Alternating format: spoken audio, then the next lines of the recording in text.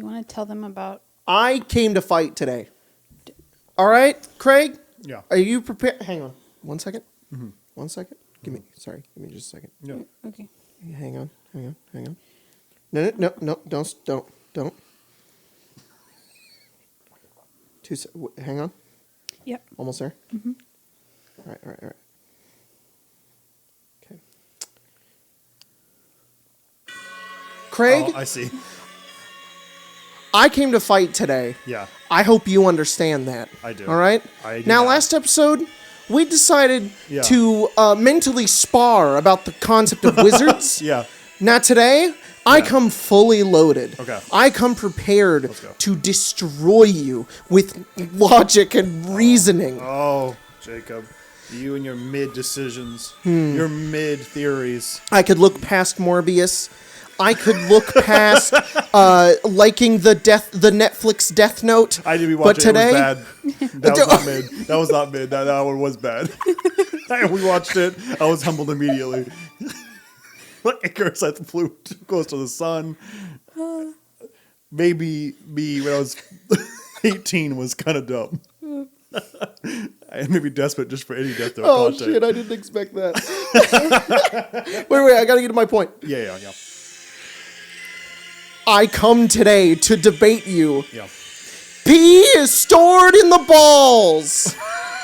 All right. I feel like I can be the opposite of that. All right. So, first argument. Yeah. Have you ever seen your pee in your bladder? I guess technically no. Well, then I'm right. Now, what are your counter arguments? I guess this. Yeah. Go ahead. As someone who doesn't have balls, I think that maybe pee is not stored in them. The ringer. Where's my pee stored? You don't have balls, right? No. They go in your bladder. Oh, so I have. So a there is bladder? a bladder. It's just the peak male form has done away with it. Mm-hmm.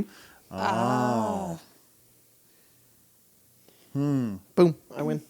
Okay. To be honest, defeated. If you have balls, is it like a extra storage? Like What are you talking about? Like if you have balls, if your bladder's full, does it go into them? Oh, like auxiliary storage. Yeah. Like That's my why thumb you're- drive's Is that full, why it you- goes to my why you soul can state. You just keep the pee in your balls. They just get bigger. That's why they sag. Okay. What are Oh, you I guys get. So talking when they about? sag, when the Yeah. that makes sense. So when you see people with big old balls, They they just gotta have to pee pee? real bad. Those poor fucking tanukis. Yeah. Those poor little raccoons. That's why all the animals out there. You know, that cat that's now in our backyard Yeah. has those big old balls. Yeah. What do we say his name is? You Francois? said I did not say anything. You named him Francois. Yeah. I think I stole that from TikTok. But Just sound like that person that has a Twitter handle that asks us questions sometimes. Oh. Well. well, yeah, sure. I didn't steal it from TikTok. I stole it from that guy. Well, there you go. Hope you have big balls. Did you Or just, not. wait, who is this person that just asks questions? That was very vague, Craig. No, I think their name is Francois. I think that's her, Oh. her Twitter handle. Oh, they ask us questions. Yeah. I think so anyway. Here, you keep doing Outsmarted again. the intro. Oh, there. Yep. Yeah. What they I didn't have anything good to put on the 28 tweet today, guys. questions Sorry. already. Jeez. I had to scroll real far through my camera roll. I have over. Yeah, you have a lot of stuff on your phone. 6,977 photos in my camera roll, and so many of them are memes. I would say half of them are memes. Yeah. Wow. The other half are either memories. I don't fucking know, some stupid shit like that. But Yeah. they're now filling up with Leland. So Yeah. He got Yeah. He has a tooth now. he doesn't have a tooth. He just has. It's peeping through. It's not even all the way through. No, If but- you stare at his gums real hard and squint, Yeah. you can see There's the that little- beginning of a little piece of white, and that's it. Little tooth. Here, I'm going to show you guys a picture now. Sorry, audio listeners. Imagine a cute baby, and the baby's like, Just don't- imagine a little tooth on a baby. Yeah, don't try to take a picture of the inside of my mouth. You know how babies He are looks when really you're trying funny to with take this a picture. Look at specific him. picture of them, and they Look move. at that. He's got a little tooth. He's like, ah! That looks like a. Never mind. I don't want to put that. He looks out like a there. Titan. No, He looks like but that does fit. He kind of does. What does he look like? I feel like I've seen. Oh, I'm gonna start some shit. boy. I feel like I've seen pictures of that person on like January 6th. Oh, I feel like I've seen them at the White House. Breaking news: new footage leaked from the The insurrection. The insurrection. Yeah. Yeah, there was like 4 names that they called it. It's like there's a proper one. This photo just leaked from a body cam police officer. It looks like someone's like trying to like pull him back. That's his Someone's own holding him hands. down. Oh yeah, that's Saban's finger. I think he's Yeah. holding him down. There's some stuff going on there. And then he sent this picture, and I don't know what this is supposed to be. This is just strange. they were probably trying to get a picture. Oh, of the they inside probably of his were. mouth. His tongue was like. Yeah, He's, but he's a baby, so he's like, "Oh, you're trying to take a very specific picture of me? No, not gonna happen." Once in the valley, always covering in the up the valley. poop and farting. Craig, have you seen Multiverse of Madness? Yeah, I saw it Saturday with Mia. Cool.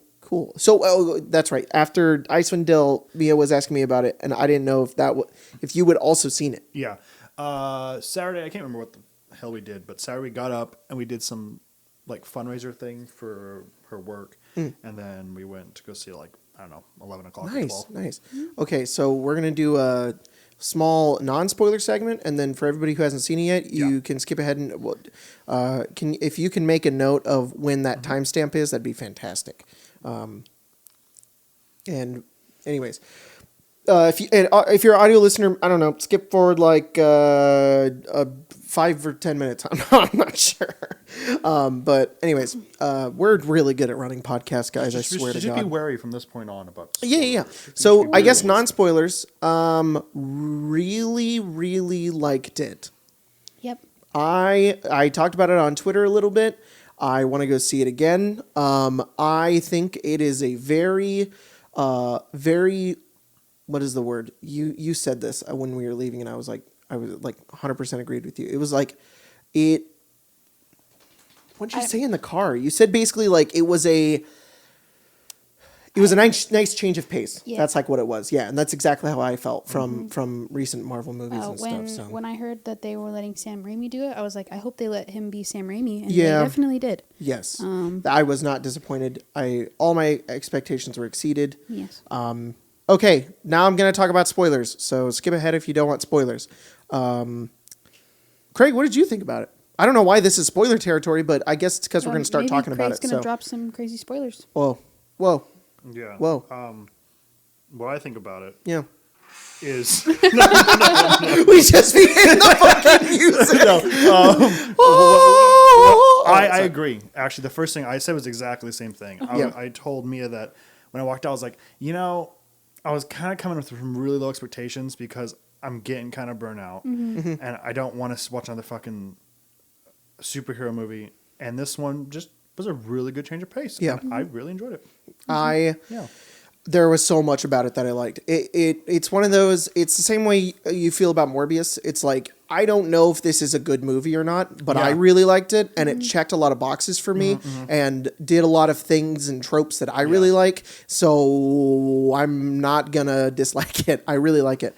It's hard to dislike it when it's just a lot of fun. That's the thing, and Yeah. I don't know. Critically, I did not it's realize how many people were dislike it. It's fucking bullshit. This movie does so much new stuff that I think is really, really cool for the MCU, especially. And that's the weird part to me. It's like the shit fucking hardcore fans that are all like pissy about this. And it's like, why? It's just like everything that we wanted for a long time. We wanted directors to be able to direct their movies, and I know that there was a lot cut, and I know that they did a lot of reshoots, but I didn't feel like Rise of Skywalker to me, where it was like a committee fucking made the movie. It's really dark. It's spooky. It's got a lot of it had a lot of character cameos. It focused more on like more of a human sort of story. I like that it was the goddamn Multiverse of Madness Doctor Strange 2 weird movie, and yet it still managed to make time for characters to talk to one another, have heart to heart, and it still felt like a a movie. It didn't feel like a cinematic experience, like Endgame. And Endgame has a lot of characters in it, and Endgame's very cool, but like it's also like an event. Like that's what that movie is, And this movie, I don't know, it still felt like a movie to me. So I really liked it. I felt like there was just so much that they did that was really great. One of my favorite scenes is when Wanda's taking over herself in the other universe, and she's in the kitchen, and she looks up and she sees herself in the reflection, then she takes over herself, and then she fucking looks into the camera, and I was just like, whoa, this is awesome. It was just so cool. We also accidentally saw it in 3D. Yeah. That's a whole other trip. That's even more impressive that you liked it that much and it was accidentally in 3D. So I was really upset. I got to the theater. We went with my whole family for Mother's Day. My God. Funnily enough, really good Mother's Day movie. Yeah. And we went with my whole family. There was like 9 of us. I got 9 seats, and Sanyo didn't come, so it was just the 8 of us. Yeah. And we went over toward it. I got it in DFX because DFX is fucking rules. And they gave us glasses, and I was like, no, dude, it's in 3D. Are you kidding? I didn't even know they make this anymore. We were still getting snacks, and your mom was like, make sure you get your 3D glasses. And we were like, I was like, this is gonna suck. This is ruined. Like my first experience with this movie is and it's not like I can just be like, oh, just come another day. There was 8 of us there. I can't just leave. So I was so upset, and I like sat down, and I was like, I haven't seen a 3D movie in years, and I haven't used them with like my glasses before. So I like put them over, and I was like, okay, it's not that bad, I guess. It's not that uncomfortable. And 3D never made me sick in any way. So I was like, it's just gonna look weird because it's a CG movie, so it's just gonna be strange. Did those get lighter for like? No, they just flickered for a second. Okay, that's what I meant.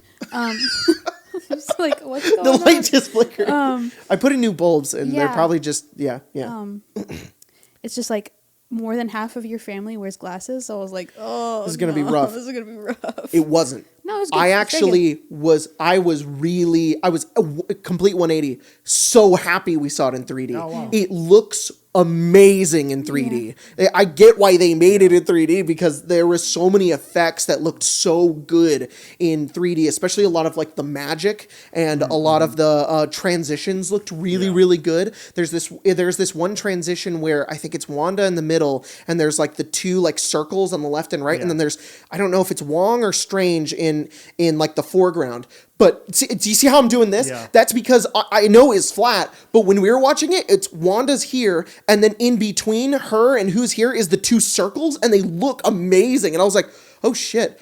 I want to see it again in not 3D and see how it compares. Mm-hmm. But it was a wild experience seeing that movie in 3D. It was really cool. So there was just a lot that really like stuck out and was really neat. And I don't know, it just felt like larger than life it being in 3D. I'm not trying to advocate for freaking 3D movies. It's a gimmick, but like it was kind of cool. The last time we saw a 3D movie, it made my head hurt. Yeah, because it was the only showing of Force Awakens on Christmas night, and there was only the front row. Yeah. So it was bad. So yeah, I can't believe I was in shock that they piped up the Illuminati like that and then pulled a fucking Invincible she Omni-manned that they did that. Me too. Because I know in the comics she like goes berserk and kills like half the Avengers, and I'm glad that they're like, okay, we can't let her kill off the Avengers, but these guys here. Still, this is like so far that like so risky and so cool that Marvel was willing to do that because I did not expect that from this movie. I expected that she's gonna defeat them and then they're gonna run away or they're just gonna leave off screen. Cut Captain Carter in half. She not only does she beat them, which is like, first of all, okay, that's cool. Mm-hmm. She brutally kills them. What is she? And it's awesome. What does she say to Mr. Fantastic? Like, is your wife still alive? Or is their mother still alive? Good, because there'll be someone to raise your children. And then she fucking I was like, how the threats. She's going to threaten them. No, he's spaghetti now. Oh my God. Yeah. What mouth? What the fuck? That was so cool. Yeah. God damn it. It was very good. It was very good. We were going crazy when John Krasinski showed up. That was amazing. Yeah, that was the one thing that got spoiled for us, though. a little bit. It didn't get spoiled for me. Is that fantastic? Yeah, he's Mr. Reed Fantastic? Richards. Okay. Yeah, Fantastic Four guy. Is it Mr. Fantastic? I know Mr. nothing. Fantastic, I know nothing yes. about the Fantastic Four. Yes, I Mr. know there's an Fantastic is Reed invisible Richards. lady, Yeah. the Thing, and then That's his him. wife. The Thing Okay. is her brother, I'm pretty sure. No, the Thing is Reed Richards' like friend, like real close friend. I thought they're all related. The Human Torch is Johnny's what's her name's brother. Got it. And that's Chris Evans, isn't it? Chris Evans plays Human Torch. No, I think the new one is I just watched the trailer today because I didn't know it was even a thing until recently, until that movie came out. There's a trailer? I know that they're making a new one. Yeah, no, it's who is it? It's in a kid from Stranger Things, I think. Oh, in the old teenager one. Oh, really? Charlie Heaton? Maybe, let me look it up. In the old Fantastic Four movies, though, isn't Chris Evans the Human Torch? Yeah. Yes, Okay. he is. Yeah. Yeah. There's two Fantastic Four. There's the old Fan Four Fantastic, Stick and then there's and- Fant Four Stick. Yeah. Yeah. Yeah. And Michael B. Jordan is Johnny Blaze. Yeah, I don't know. Is that That's the fire guy. Human Torch Yes. guy? Okay. Yep. Yeah. Yep. Yeah, I don't know much about the Fantastic Four either. So I'm not gonna be all like, oh, I've liked them for. I No. played the video games and had the I've Marvel seen dictionary when I was a kid. That's The it. fan edits of cropping John Krasinski's face onto the It's very suit. weird how they literally took that image and they were like, let's just make that. let's just do The it. only difference is that the 4 is in his chest, which is more comic accurate, which is really, really cool. Yeah, we were freaking out because Maddie and Saban are such a big fans of The Office, and they were just like, what the fuck? And they are in the know of all the fan theories, so they were just confused, and I was like, this is very cool. Oh, man. It What was... did I watch? I don't know what I watched. Now that I think about it, because I can't. I didn't know. I don't think find there's a images trailer for for it. the new one yet. But if they announced like casting, that'd be neat. Let me look it up. Is Emily Blunt Invisible Woman? Is she his wife, who's also his wife in real life? I That'd be really cool. hope. I That'd be neat. really hope they do that. If not, okay, but it would be very fitting. Yeah.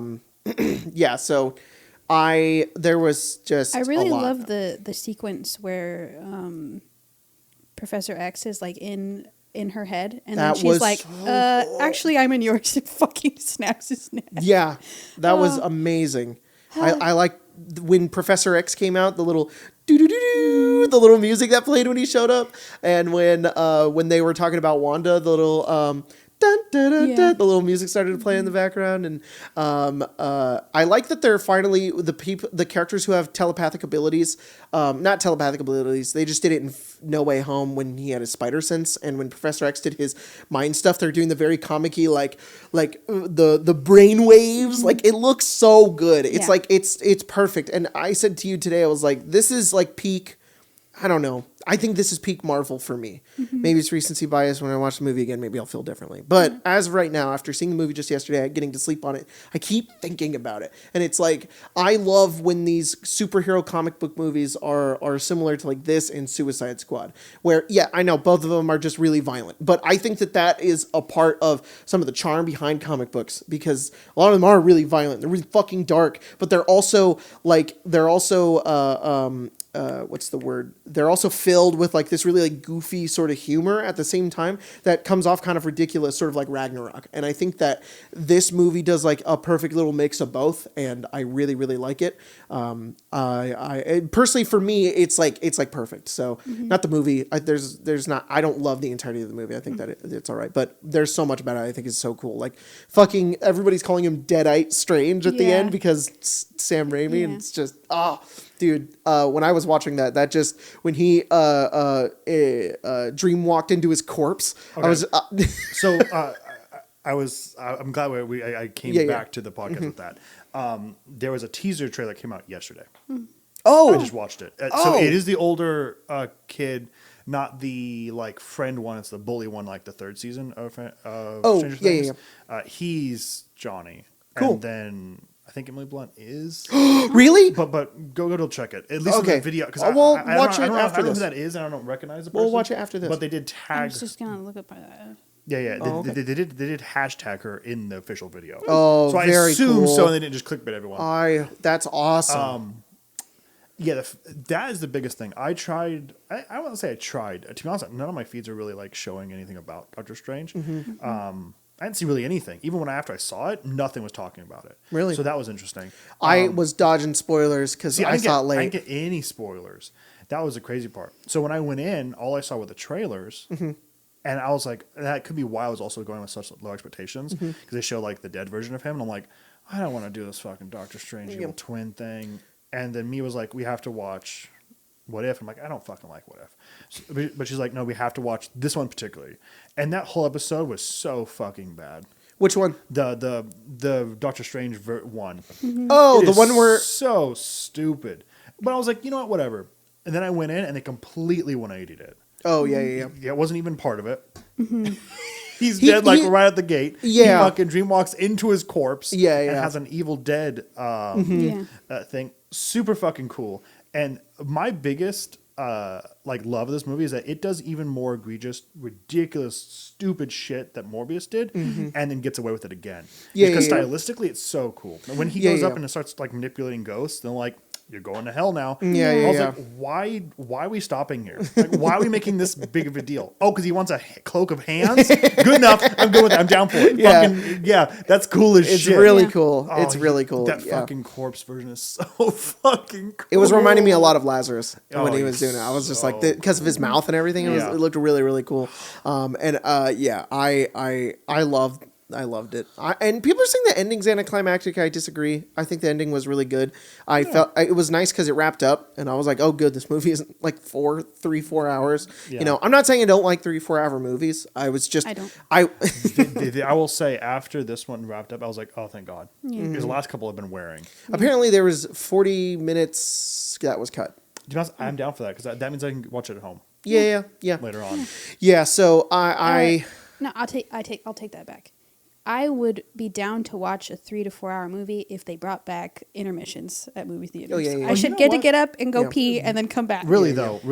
Yeah. I had a similar issue even with this movie. I had to pee and I was like, I don't want to leave yet. Yeah. That's strange. No, hang on. I gotta think a second. That's weird. I don't want to say it that way though. I have a question. I really like What If, but it might just be a me thing. But I like What If. There's only like maybe an episode or two that I'm like, that one was just okay. I should be very blunt that I've only seen the first one and that strange one. Okay. And they both burned me, and I was like, I don't. And a lot of it's like, I don't think they're inherently bad. I'm going to critically go to something and deconstruct it. I don't like it, and I think that's about it. It just doesn't reach my barrier. So I'm like, it's just not for me. That makes sense. I can tell you why that episode was really, really campy and stupid.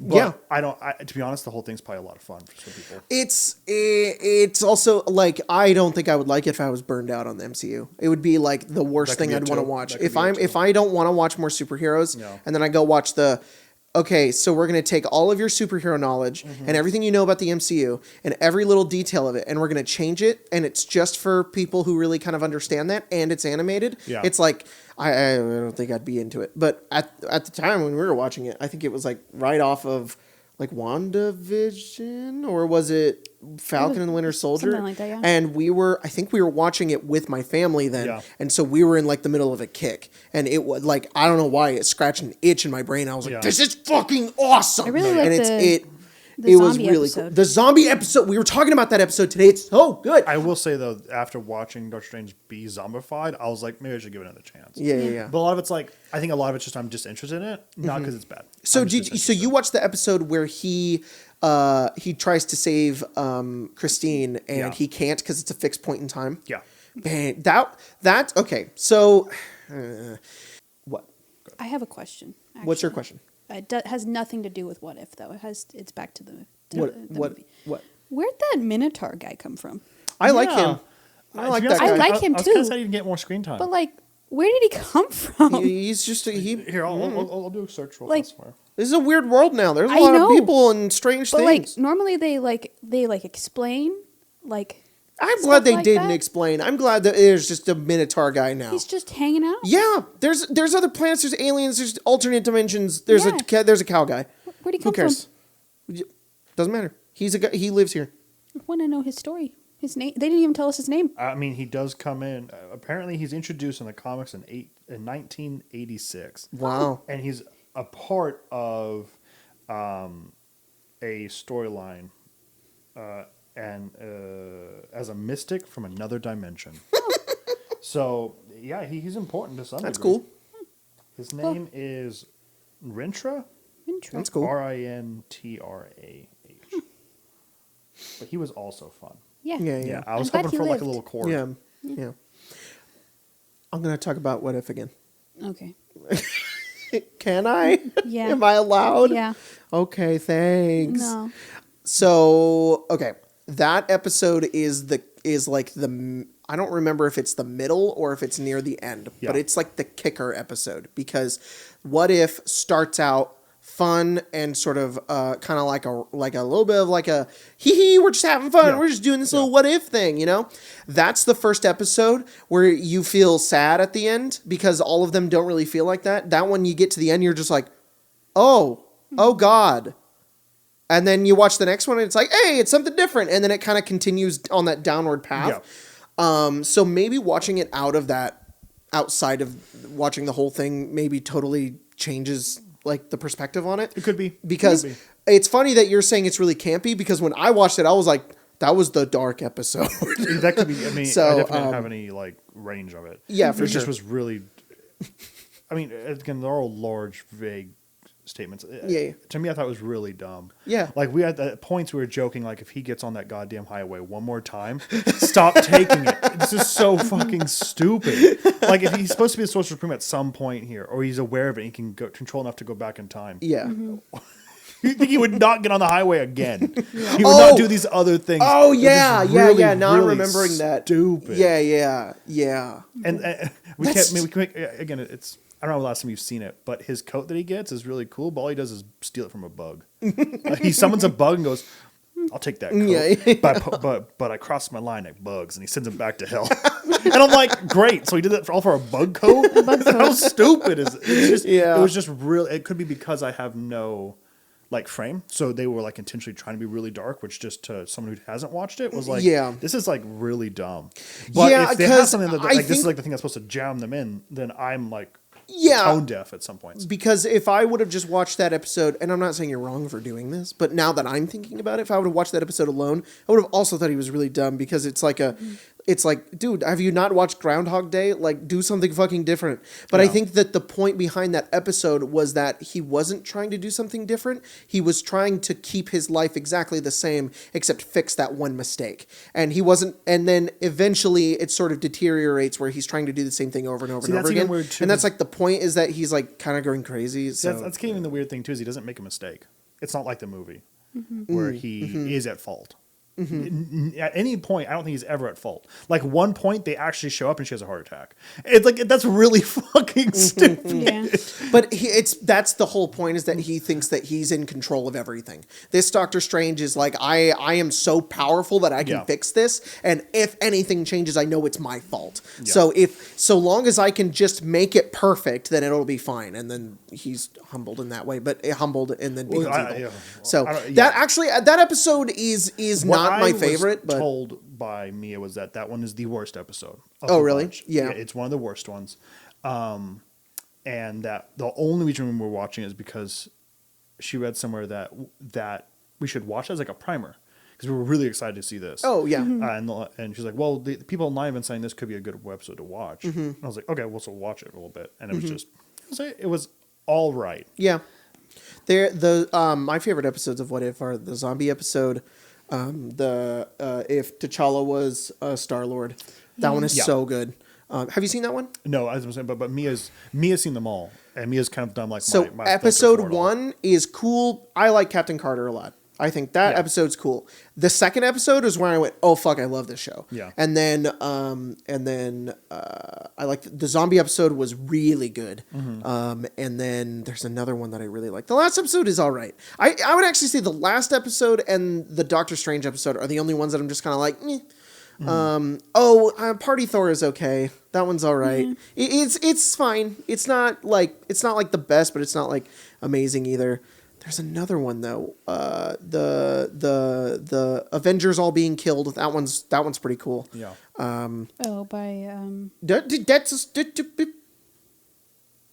And there's another one. I'm pulling up. Yeah, just pull up the episode list because this is the Marvel episode.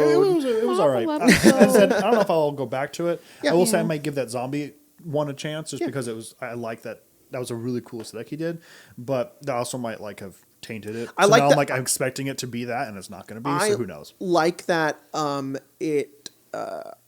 was I going to say? I like that they faked out that might have been the villain. And because I walked into the theater going, I wonder if Wanda will be kind of evil. And I was fully tricked. that was my second thing I said. I was like, I'm so glad it was a change of pace. Yeah. And normally, how movie, I don't know what to call it, like how companies do is they outsource trailers. That's why trailers are so fucking weird sometimes because it's not the people in charge of it. I wonder if they were doing it all in house. This was intentionally done. Yeah. Because I was not expecting her to be the big bad. Yeah. They have been faking their trailers for a while. Yeah. Good. I love that. In Infinity War. I fucking love that. If you watch the Infinity War trailer, this is the most egregious example, one of the first ones they ever did. They probably did it in the past before. But there's this shot that isn't even in the movie. And it's all the heroes. They're all charging at the end of the trailer. And it's Captain America in the front. And he's got the beard and he's got the two shields as he's running forward. And behind him is Hulk. Fully green Hulk. Yeah. And in the movie, he's in the suit. And so but for the trailer they put it they just fake shit, which is really cool, and people are starting to notice them now. And in the new Love and Thunder trailer, there's a shot where Thor's in the middle, Korg's on his left, and there's just a blank spot on the right. And they're like, what if that's Loki? And people are like, it's probably Jane Foster, but or it's not. And that's just the shot. I prefer that. I'm so glad. Me too. And it's crazy because they pull the wool over your eyes almost immediately. They pull it off rather when they're in the orchard scene. Yeah. The second they did it, I was like, oh, how the fuck did I forget about the ending of WandaVision? Of course this is the result. Why the fuck did I think it would be anything else? And they just go right off from there. They don't care about anything. That's what I like about it. It did the Morbius thing where it's aesthetically going to do a fucking lot of very cool things. And it's comic book. And you can accept it as long as we can pull it off in a way that's really, really fun to watch. Yeah, for sure. And it was the entire time. I didn't feel any points. I was like, that's a little goofy. How many times that fucking Darkhold book gets destroyed? And I'm like, and not one question. I was like, all right, they destroyed it. Who cares? Yeah. Whatever. The fact that they destroy the good one at some point, it means fucking nothing. Yeah. I'm like, that's fine. I don't care. Yeah. It was just because I was just like, I can't wait to see the next place they go. Yeah. Exactly. That's and that's what's so fun about the movie to me. And I know I talked about movies just being events or just just being cool for the sake of being cool. But this movie takes this established world and these characters to a completely new level. And every minute of the movie, I was wondering where they were going to go next. Yeah. And that was really exciting and really fun to watch. I don't know how that's going to hold up on the second watch. Yeah. But I think I enjoyed Multiverse of Madness more than I enjoyed No Way Home. And No Way Home was good and I really liked it. But I think I walked away from this movie with a lot more holy fuck. And I keep thinking about it and I keep going, that was really cool. That was really cool. God damn it. I love this movie. So, It said a lot of really cool things about how, Strange and Wong don't actually interact in the final combat at all. They're there to support, but it's essentially, big spoiler, it's Wanda that defeats Wanda in some way. Yeah. With the assistance of America Chavez, which is, for a climax of a superhero movie, almost completely undone. That's kind of how No Way Home is when he's talking down the Green Goblin in some way. You know what I mean? But that was really, really cool. And they didn't have to do any of that. I like that the final battle wasn't a big laser beam duel, which is how it sometimes is in the Marvel movies. Yeah. Instead, it was something that was really real. It made sense. It was the only way they could defeat her. I also, one more thing. Sorry, I know we keep going on about this movie, but I really liked that Doctor Strange was I don't know, he felt like a hero in this movie because you got to see the comparison to himself in other universes. And it was really cool to be like, oh, wow, this 616 Doctor Strange is like a actual hero in comparison to his other versions of himself. And it was development for his character in his own movie. It was like, this is great. I feel like this movie characterized him so much better than in the first movie. In the first movie, arguably, he goes through more change. And this movie, I felt like I liked him more by the end.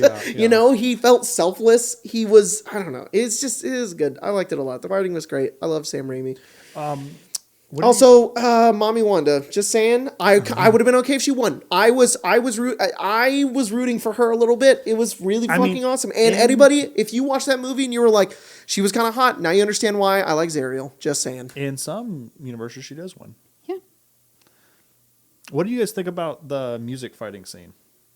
That was so awesome! Yeah. It was so awesome! Yeah. I was like, is this a bard fight right now? What the fuck is this? This is so cool. Said that was the only point. That was like, this is really fucking dumb. But I was like, I was at that point too, and I was like, this is super fucking cool. But that's it. It's like that's what the movie's doing. It's just kind of stupid and fun, and it's great. And I could see it. I'm sorry. Go ahead. I don't know why they make specifically Doctor Strange say stupid shit. Like, the Illuminati will see you now. He's like, the Illuma-whatty? And I'm like... She went in the theater, she was like... Yeah. Like, and I looked over at her, and I thought it was funny, ironically, because he kept saying crap throughout the whole movie. And, like, it was kind of funny, because he just sounds like a nerd dad. Yeah. And so I looked over, and she was just like, the Illuma-whatty? And I looked over, and he's like, somebody better Scooby-Doo this crap. It was kind of, I do like that he fits that role very similar in a new way too. So it's not like cookie cutter, in a new way that how Iron Man does to Spider-Man, that he kind of mentors in some way, or at least helps America Chavez in that same way. And it's cool to see them interact in that scene. Yeah. And, that movie was good. Oh man, what's her fucking name? What was it? When's Agatha coming back? Yeah, because that spell is probably not on her anymore. Well, she's getting a TV show. So, yeah. It's all very cool. When are we getting it? Yep. What were all the What If episodes? There was... What if Captain Carter was the first Avenger? Yeah, that one's pretty good. What if T'Challa became a Star-Lord? I love that one. What if the world lost its mightiest heroes? That one's awesome. Sorry, some of these are cut off, and I don't know what they... Oh, I don't want to actually watch the episode. No. That one is a murder mystery where around the time the Avengers are being formed, they're being killed. Oh, that's kind of cool. Yeah. Kind of and Black Widow has to like figure out Black Widow and Nick Fury trying to figure out who's killing them. Who done it? What if Doctor Strange lost his heart instead of his hands? Is what I think that one's called. What if zombies? That one's great. What if Killmonger rescued Tony Stark? That one is all right. That one. That one's okay. Unfortunately, I'm thinking about it. That one's all right. Killmonger gets got right before Marvel learns to be better with their villains. Killmonger is so fucking good. What if Thor were an only child? That one's okay. Ultron won, and what if the Watcher broke his oath? Yeah. That's the 2-part ender, right? Yeah. Ultron gets the Infinity Stones. Yeah, I like Ultron a lot. Yeah. That one's cool. It's neat. But it's only really neat if you watch the whole thing. Yeah. But yeah, I just really liked the. It's the same thing with Multiverse of Madness. It's like I really like what they did with that show. I like the new concept and ideas that they brought in, and I like that they went with it. It definitely seemed like they had fun with it. Yeah, certainly. It seemed like they had a lot of fun with it. My wife and I are pregnant with our Minecraft babies. Baby. Not clickbait. There's one baby. Wow. I'm saying this because sometimes if her back is out, she looks her stomach looks square. That's pretty funny. Yeah, this is her back. So Spencer mentioned wanting to talk about our new obsession on the podcast. I don't know why this is becoming a segment now. We're not talking about Marvel anymore. Shut up about Marvel, Craig. Jeez. You're right. God. I'm sorry. I will hold it for next episode. Yeah. I don't know if it's like we're just like becoming parents or something, but Spencer and I are, I would say, almost unhealthily addicted to crossword puzzles right now. Yeah. We got the subscription for the New York Times after playing Wordle too much and went, Oh, they have more games. They have more stuff. They got more games, and now we're in a pit and we can't leave. No, we got every games night on our at phone. midnight.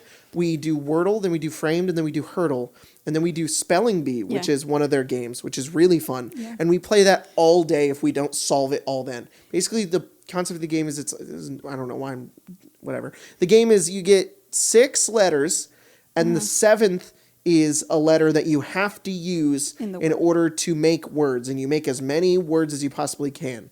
Yep. And we try to get all of them, and it's really hard. Well, we try to get to their genius. The genius level. So we play that, and that one's really fun.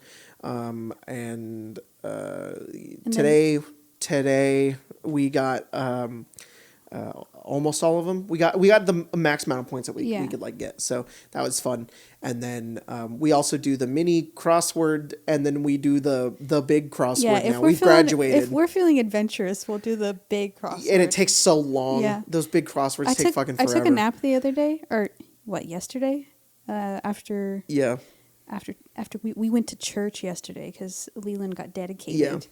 And we came back, and I took a fat nap, and you just did the crossword puzzle for like 2 hours. And then we went and saw Multiverse of Madness, and we came back, and then we did the new one, and then we went to bed. That's all I do now. I just make videos, I play D&D, and then I do fucking crosswords, and then I sleep. Yep. And it's ruined our lives. In fact, actually, no, it hasn't. It's been nice because now I'm not like bored. Whenever I'm bored, I'm just like, I guess I'll just do some fucking crosswords. Yeah. It's better than I'm bored. I guess I'll be on TikTok for 3 hours. Yeah. It's like, I'm actually kind of exercising my brain. Yeah, a little bit. Yeah. It puts me to sleep too when I'm laying there. I'll listen to something and then I'll do crosswords, and that makes my brain tired, and I just go straight to bed. So. Whatever, it's fun, I guess. Yeah, it's fun because we both really like trivia, so it's basically just trivia, and that's all it is. And spelling's fun, so yeah, it's a good time. And they have themed ones too. So I did all the video game ones, and we were doing the movie ones, and I feel like I'm like 42 and I'm 24. Yeah.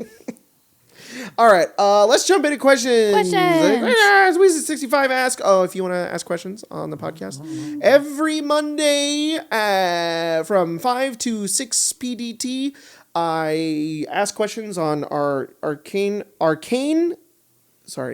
arcade_arcane. And if you use the hashtag, your question will get answered because I only sort by the hashtag. You don't put your hashtag, I won't answer your question. Also, we get a lot of them, so first come, first serve. Weasley65 asks, so you've tasted coffees, you've tasted pizza, and you've tasted terrible ice cream. The people want to know, what is your favorite ride at Disneyland? That was a sudden shift there, Weasley. You got us. Favorite ride at Disneyland? That's hard. That's really hard because when I was a kid, it was probably Space Mountain. Mm-hmm. Now that I'm refined and I'm an adult. I like just go the get teacups. No, I'm just kidding. Yeah, I like to get drunk and then I go in the teacups. That would be fun, actually. You would have to run though. You'd have to go to California Adventure. You just have to you would have to quickly chug because they won't give you. I don't think that's a thing. You'd have to quickly chug it and then run to Disneyland and get on the teacups really fast. And then just... You've already puked in the halfway point, though. Yeah, that's true. I ran in the heat, puked halfway there, ran in. But you can't leave with the beers. So you have to drink like 3 beers because you're going to sweat it all out by the time you get there. Yeah. Drinking at Disneyland is so fucking weird because it doesn't even feel like you're drinking because they don't give you a whole lot. They don't have anything that's more than like 10% in their cocktails. They don't put a lot. So it's kind of hard. And then you're sweating already. So it's just like you get like 15 minutes of a buzz and it's gone. So yeah, that would be the strategy, I guess. Maybe you'd go into to Oga's Cantina and you would order like 5. No, they probably wouldn't let you. I don't think they let you. Yes, those fuckers. They know we want to get drunk and go in the damn teacups. Yeah. And they won't let me. There was the time that we stayed at the Grand Californian. That was the only time I got drunk at Disneyland. Drunk. Because when you're fucking getting the I just had a stroke. When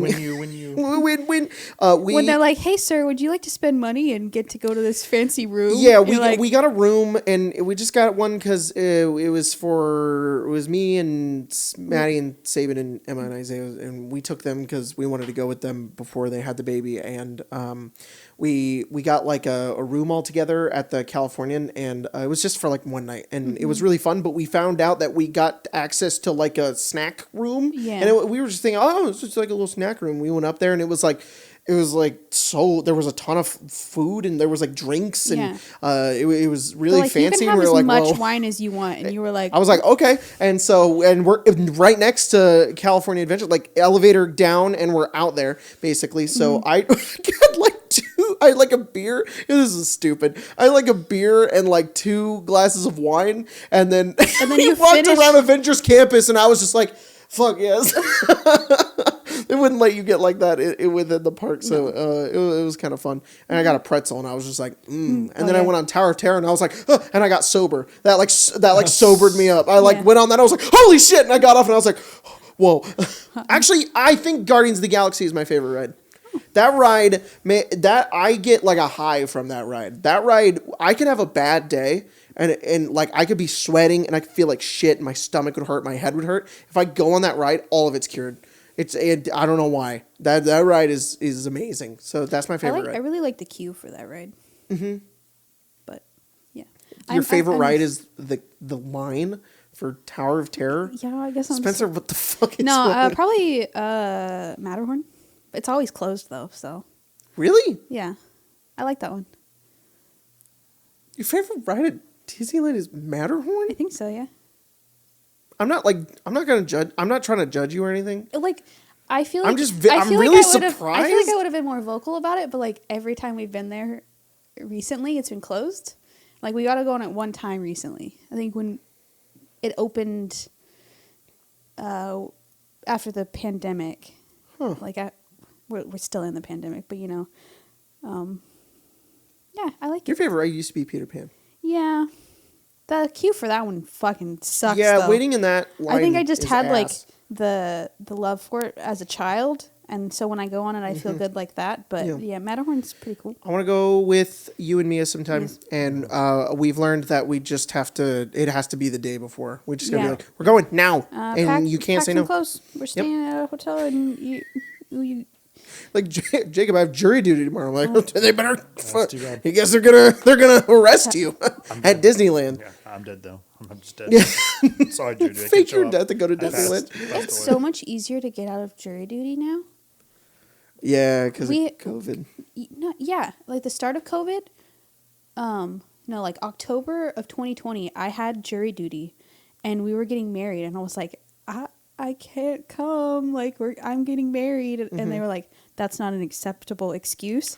And then we had planned to go to Disneyland for like 2 or 3 days, and you got jury duty on one of those days, and you just put, I'm on vacation, and they were like, that's fine. I'm like, yeah. Wait, I did? Yeah, I did it for you. I was gonna say I don't remember that. Yeah, just went. Can funny. You reschedule this? I'm gonna be on vacation. They're like, okay. Oh man, they don't care anymore. I guess I've never gotten jury duty. Every time I get it, I call them, and then they're like, you don't have to come. And yeah, I'm like, okay.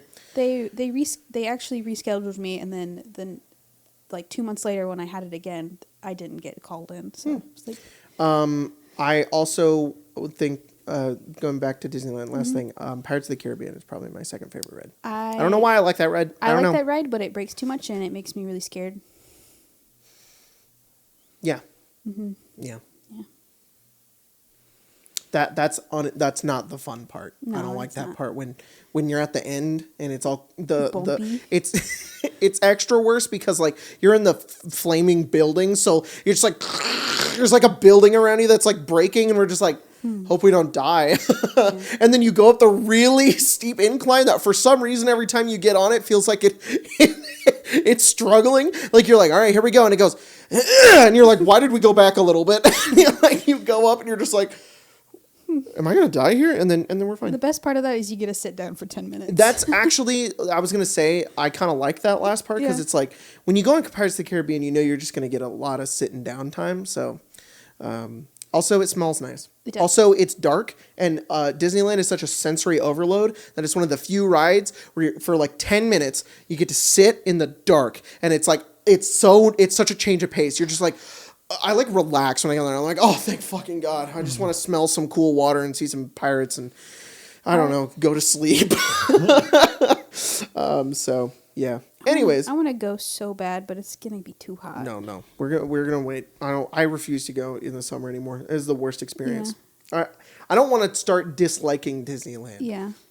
Blood Hexes asks for everyone, what's your favorite historical vibe to add to a fantasy setting, as in Egyptian, Nordic, Greek, etc. Is there one you don't love to use? I don't know.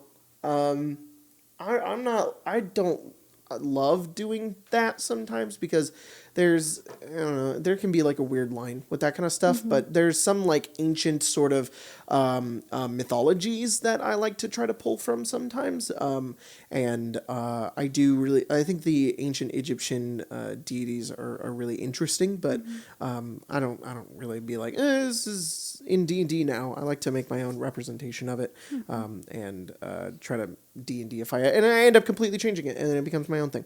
So I really like, however, I do really like the Greek gods a lot. The Greek gods are really cool, and ancient Greek sort of mythology is really neat. So yeah. I agree with both of those things. Metalist asks, have any of your characters ever gone through massive redesigns, either before or during a campaign? No. Technically, yes, but... Oh, well, actually, yes. So in the middle of Tesseract, I don't even know why I did this. Ket, became a person again. He just did, yeah. Ket went, because in the Tesseract world, tieflings are called aversions, and they're people that get turned into tieflings, which is really neat. And there was a point where Ket's got reverted back, and he wasn't a warlock anymore, he was just a rogue. And that was kind of cool. Mm-hmm. I think I said this before, but Lazarus was a different character before. Oh, wow. We started kind of messing with him, and then I changed it. He was a tiefling cleric at one point. Oh, wow. And then I moved him into the Was he still reborn? No. Yeah, he was teetering. His name was Dave, and he liked sandwiches a lot. No, he was Kale and worshipped the Crawling King. Oh, wow, that's really cool. Very actually, evil, very evil. And I was like, well, maybe I don't want to do that. Just killing 10-towners. Because that's a lot. I always talk about this where I'd like to take a character that I've played before that didn't really get like a full run and then redesign them. I think he would have fit because what he did is he was like on this like apocalypse run where he was like designating zones for destruction for the Crawling King to like come and like tunnel under and then would collapse into it. Oh, wow. So he'd buy like meat pies and then bury them, then put like a little bell in the ground and he'd walk away. so he didn't like kill anybody. He just was like really, really ominous all the time. People were like, ask, he goes, no, I used to serve the Crawling King. These are wards. He's like, really funny. You should stay here. It's safe. Yeah, it's safe here. It's not. But I decided to change him about halfway through. And I'm very happy I did. That's cool. Yeah. Lamarcia was a roguelike, and then I made her a fighter. Warlock. Gunslinger was pretty fitting. Yes. Yeah. I don't know if we have any more than that. Damon didn't really go through much design changes, really. I think he probably changed from the original idea I had of him, but it was still kind of the same thing. So, I there was just the one idea that I had of him. So, I played a different character in our sessions, what we call our session 0 for Avnia. I played a Zeraphis, who was a warlock of Zerial, and yep. that was it. He had an imp, and he was kind of like morally neutral. And then I found when we played that one game, I was like, I don't know if this is going to fit very well. Yeah. So I decided to make somebody else and try to make somebody a little bit more good-natured. Yeah. That was cool. I guess technically Baron got a redesign because I talk about that too, where I wrote his story out in a short story where he was young. and then became old, and that was the twist at the end. He was old. He did go through one hell of a change from those 2 pieces of art. Yeah, he did. That's true. He did. I don't know something about it. I think it was when I first came, I wanted him to be a little like, as I always do, all my characters are a little like ghoulish at times. And then something about either the way Spencer played her character, probably a lot of I think that on top of Jeremy going through so much, and the role that I wind up being in that campaign was more like a mentor type, like grief counselor versus like ghoulish, because I think I made him to like really push the idea of the boundaries of necromancy and what people's like stigmatism is with it, or the stigma around it is.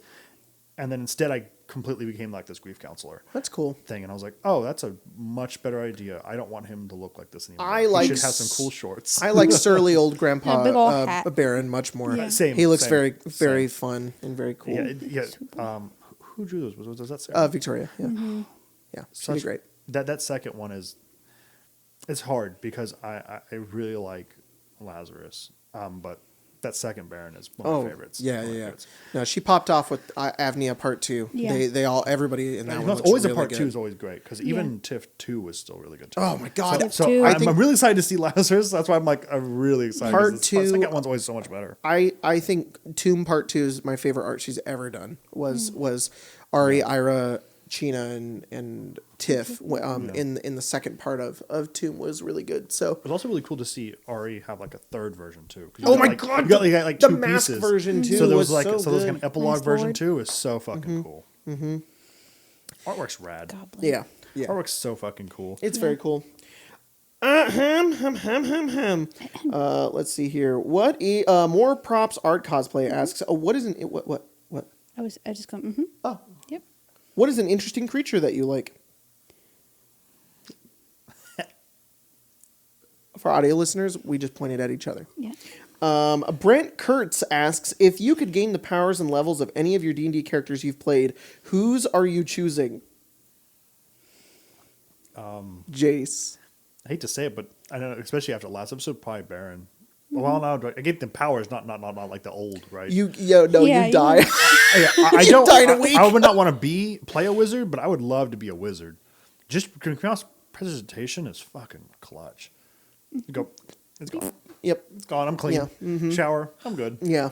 Yeah. But Right? being a wizard is like aesthetically is very cool. It's very cool. All my other people have trauma. I think I'm gonna have to agree with you and take Vincent's stuff. Yeah. Very powerful, and then I don't have to do laundry anymore. Just boop, that shirt's clean. Yep. Yep, boop, you're clean. If I don't like it, catapult it across the lawn. Yeah. Bye. I don't want Damon. That's too much information. I don't want to deal with that. Yeah. You can have fun with that though. Yeah. No, thanks. I'd love to have a 24 intelligence. It'd be great. The math you were having us do, I'd be able to do it like that. Not have to be like, I need give me piece of 5 scratch minutes. paper. I need paper. Yoj asks, what are your guys' thoughts on Streets of New Capenna since it's been out? I like it. It's cool. I have looked at it passively. I've seen some art and I've looked at some cards. I haven't played any of it. I think Tyler played a deck when we played some Magic last week, and it was neat. And I think the concept's cool. And cook a da spaghetti, and that's all I have to say about that. Maddie and Saban got me some Magic cards for Mother's Day yesterday, and so they're out there. They're all New Capenna. I just haven't opened them yet. Yeah, so that's pretty neat. It's very cool. I think I said this on Nolan as well, that they didn't have to go this hard. There's a soundtrack for it. There's a soundtrack. There's a soundtrack for Neon Dynasty too. They didn't What have the to fuck? That's cool. This is the first 2 sets they've ever done this with. Wow. And from a Magic player, we thought, because the next 2 sets will be not D&D, but like the next 2 big block sets will be fucking nuts. They've never done anything this important before.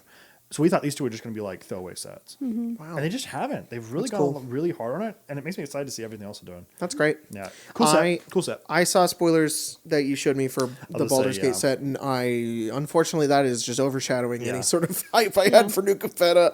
The Lysel and Gale cards are. Where's my boy? Oh, I'm so excited. I mean, if they have all the other ones, they have to. Yeah. They have to. Yeah. If not, the amount of decks I'm going to fucking build is going to be unhealthy. It is going to be bad. I guess I like D&D or something. Oh, fucking whatever. Hamster Rat asks, how did the Questo Alpha PDF release go? Hope you got some helpful feedback. There's lots of good stuff in there. Thank you, Hamster Rat. Really appreciate it. Yeah, the Quest-o-nomicon Alpha release for backers. Hamster Rat, yeah. Thank you. That's so cool that Hamster Rat. He was reading that Quest-o-nomicon. You can call me Dave. Yeah, for backers, it's out right now. And we're just going through and fixing some stuff. So just full clarity here. This is the only time I'm going to say this. So I guess this isn't to everybody who knows about the project, but I didn't. Me, Tyler, Colton, and Spencer didn't do the layout at all. Nope. Left that to the professionals. Yes, Ghostfire has been handling that, so we haven't seen it. We have been very closely involved with the art, however, and we have they do a very good job at sticking close to what we wanted and what our vision was, along with the editing. We worked very closely with our editor, and we approved all of that sort of stuff. So, but the layout and the products that have been coming out are out of our hands, but they always send us updates and we approve them. That's been everything except for the layout. This is the first time we've ever seen the layout, and there are a lot of things that need to get fixed. So, but this is also weird because it's the first time that people who back the project are getting to read basically the manuscript, because the manuscript is that's it. That's the book. And you're getting to see basically a lot of the art and all that stuff. But it is a little far from done. There's some things that we still want to fix and changes that we want, because again, we didn't really get to see the process of how they made this, because I know it's a very difficult, lengthy process. I'm not saying that, that I should have been more involved. I 100% respect what Ghostfire wants to do. And I really like our team, and they're all really, really, really good, especially Ona Christensen, who's our art director. She was fantastic. The amount of artists that we got on this project, and the amount and what she did, and just phenomenal. Just even if you don't like the book, there's a lot of really good art in there. They did such a good job at looking at our ideas and our vision, specifically with our maps too. All of the maps in the book we drew. We took basic grids and we did a shitty drawing with what we wanted, and then they flawlessly replicated it. And it looks beautiful. Like I want to show you guys the comparisons, because they're verbatim. And then there's one that really impressed me. There's an art piece that goes for the heist where the players are in a jail, and the art piece is very, very beautiful, but it's exactly the layout of the map that I drew, and it has all of the things that I had described in the manuscript, and I was just blown away by that. So if anything, you guys, Ghostfire put in a lot of the work and a lot of the grease, and there was tons of people that worked on this project, but my God, if it isn't exactly what we wanted. So we're really, really excited for it. We scrolled through and we were just hype, and just I want to wait to show everybody until it's perfectly it's perfect, I guess, until it's ready to go. But for those of you who have been reading it, I'm glad you're enjoying it. I've only really heard good things, so I really appreciate you guys. It's really awesome. So, and if you backed it and you have access to the alpha, go look at it and tell us if there's any spelling mistakes or something wrong. There are mistakes. Yes. We found a lot. So we just go through it and just find them, because you are not hurting our feelings. Please, no, tell us if something is spelled wrong or if something's in the wrong spot. Yeah. You guys are the best. That's the funny thing. We were scrolling through it an hour after we got it. Yeah. And there's a piece of art that's the foot of the art is just covering up the page number. Yeah. There's can we just bump this lady up just a little bit? Just a little bit. So yeah. And then when it's all here, I want to talk to you guys about it, do a live stream and answer questions and go through stuff with it. So it should be a lot of fun. But okay, God, shut up about the Quest-o-nomicon, Spencer. But I like it. Marshall Bosch asks, what's a character you want to play but don't have a game coming up to play it in? so fucking many. I actually, it's bad. I stop making characters now because I end up not liking them. I make them, and then a campaign comes around where I can play one, and I go, I don't want to play this guy. I have a new idea for a new character, so I don't do that shit anymore. But I have always had an idea in the back of my head for a Azamar Star Cleric. What is it? Twilight Cleric, I think is what it is, or Star Druid. I don't remember what it is, but their whole theme would be like that they are themed to like the moon and stars and stuff like that. And I always thought that would be fun to play, like an elusive, sort of aloof, strange, distant cleric who's just real into astrology, I guess. So, but I don't know if I ever will play that character. It was just an idea. You're just gonna have to be like really learn up on star signs and stuff. Yeah. Like, what's your sign? Oh, I'll leave Virgo of you. yeah. Well, I think I'm a Sugma actually. You are. Yeah. Are you? Yeah. Oh, that makes sense. I'm a Chef Boyardee. Yeah. Yeah. I have a idea for a reborn Echo Knight character that I really want to play, and I don't know if I will ever get to play her, but someday. Yep. I will. So what is the question?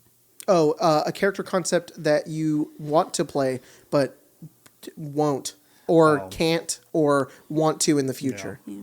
No, I feel that. I really like my character I have for Witchlight already. I'm very excited to play that. I wanted to play her in Witchlight, but I felt like it was too complicated and wouldn't fit the theme of Wild Beyond the Witchlight.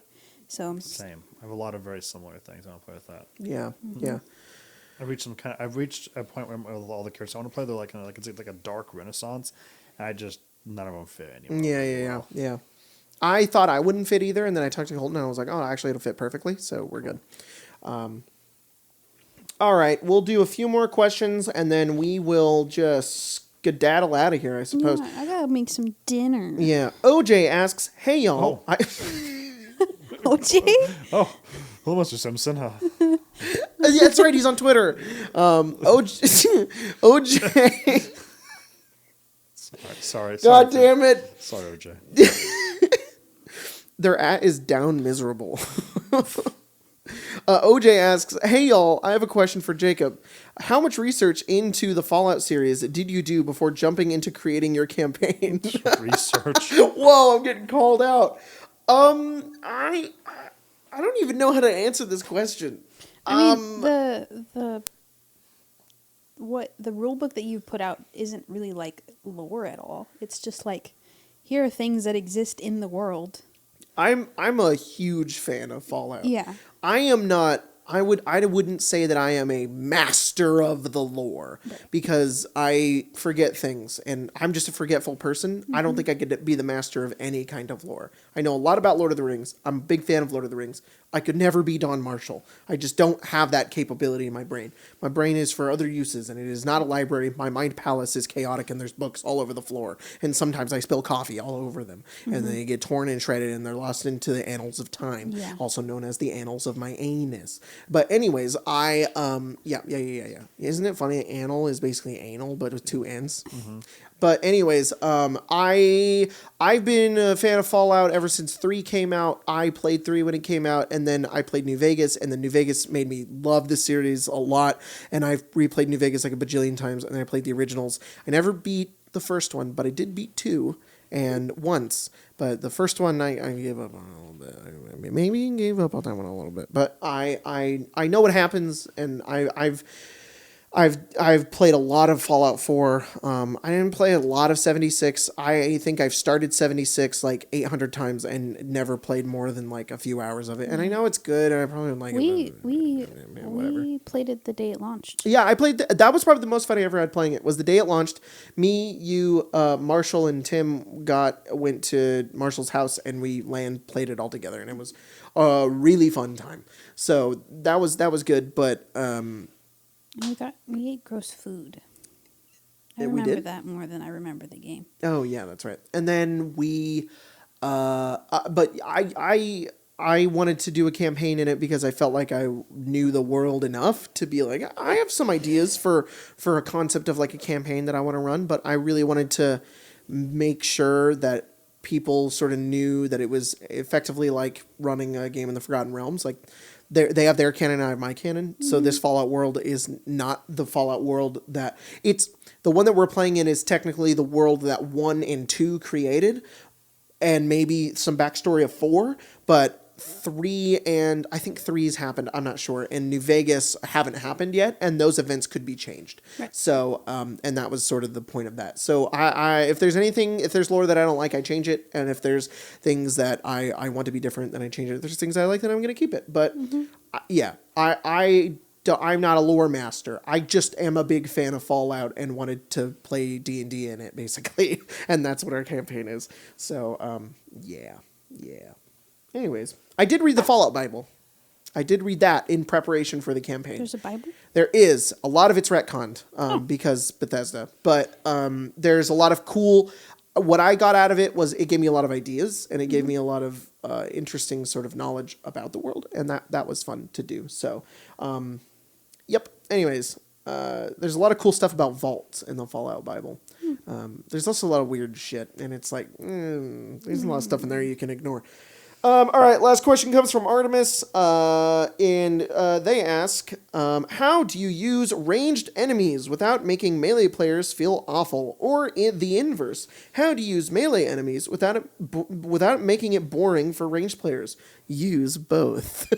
If you have a mixture of ranged and melee characters in your game, I learned this from Sunder, which when I was running Sunder, I was like, the combat is always so easy. And it was because there were 2 mega gigantic slam dunkers called Olivier and Zephyr, and then everybody was a ranged character, maybe besides Turk. But Turk was always overshadowed by those 2. Mm-hmm. So what I had to do was make combat that wasn't just one guy. There always had to be one guy and either little guys or one guy and ranged guys. That way everybody had something to do within the combat. And that it drastically increased combat funness after we did that. Mm-hmm. So you just have to kind of play to your party. I haven't had a party like that in a while, except since Evenfall and Icewind Dale. Icewind Dale tends to work out a little bit because the encounters are just kind of in the book, and you guys do a pretty good job. But there's a mix between you guys. It's like 3 frontliners plus a bear. Rip, and plus, and then you're ranged, but also you can be melee. So it kind of just works out fine. Mm-hmm. It's Evenfall. Sorry, I don't know why I brought up Icewind Dale. I feel like range stuff fucks us more in Icewind Dale. Yeah, like those birds that were attacking us.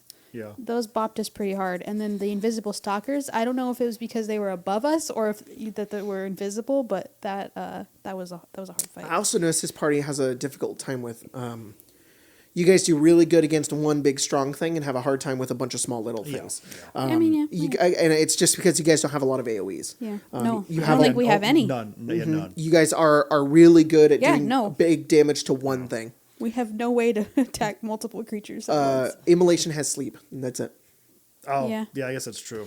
But and you don't have cordon of arrows. No, I wish if only. Yeah, I think that if you have the ability to take that at some point, I think it'd be very valuable. That's one of my favorite spells for Ranger. I will absolutely take it. Cool. But it's like, do you just not have access to it yet? No, I think I have to be level 11. Oh shit. Wow! Yeah, I'm pretty far from it. That's right, because they're half casters. Yeah.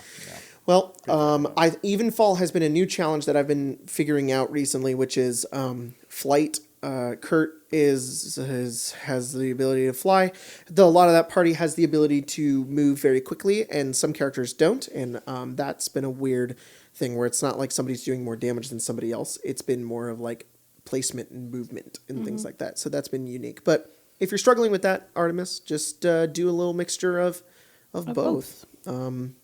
And they won't know the difference. They'll just think, wow, there's a lot of guys in here. They'll just feel like it was a fun combat. Yeah. So,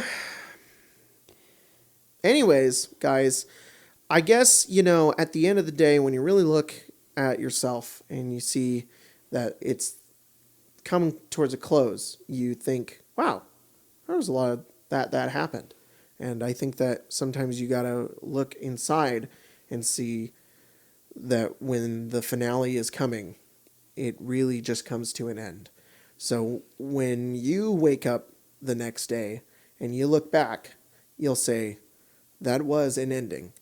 And I'm sure glad that it was. And when you continue along with that thought in your head, you'll know that it was truly the ending of that. And